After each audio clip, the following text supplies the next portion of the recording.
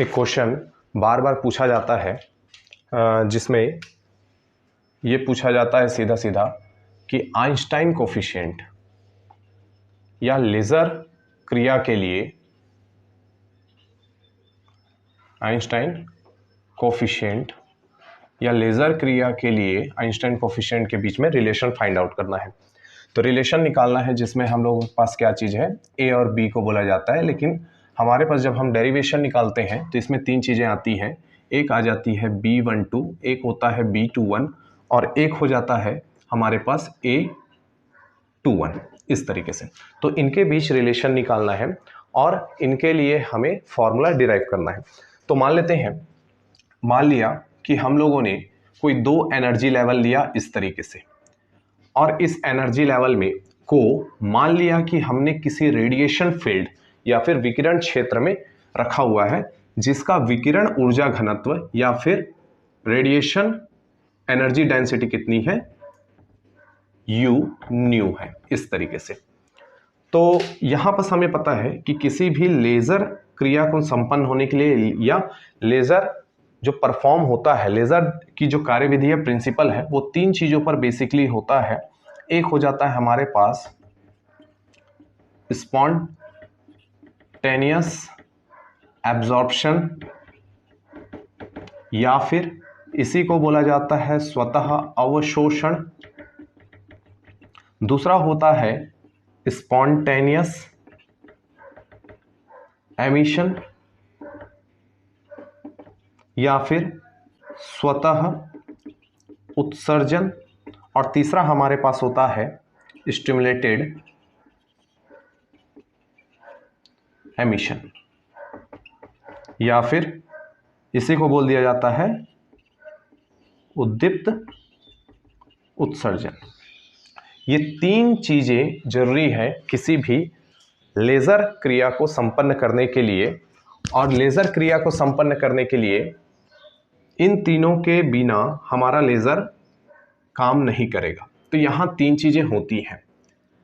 तो मान लेते हैं कि ये जो एनर्जी लेवल है ये E1 है, ये एनर्जी लेवल जो है ये E2 है। मान लेते हैं कि E1 में जो नंबर्स ऑफ पार्टिकल हैं वो कितने हैं, N1 है, और E2 में जो नंबर्स ऑफ पार्टिकल है वो हमारे पास N2 है।